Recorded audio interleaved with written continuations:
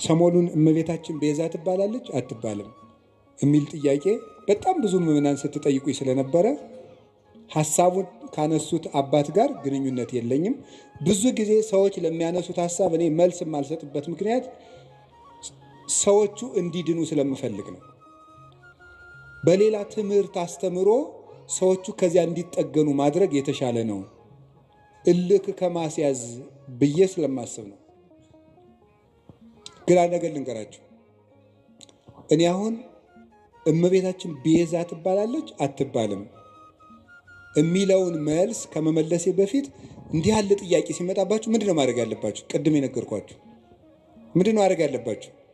ስለዚህ ጉዳይ የትናንትና አባቶቻችን ምን ብለዋል ነው።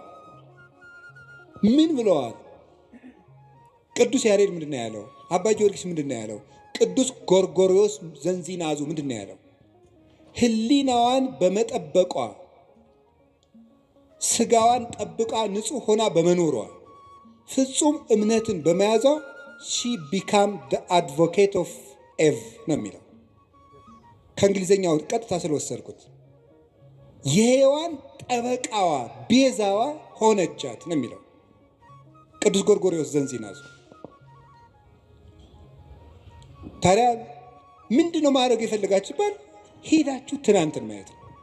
ይባላል አይባልም? ሀሳብ ሲገጥማችሁ ምን ተብለዋል? እስኪ መምህር አባቶች ምን ብለዋል? በዚህ ጉዳይ ላይ ኑረውበታል እኮ። ግን እንደው ይሄ ልነግራችሁ ፈልጌ ነው።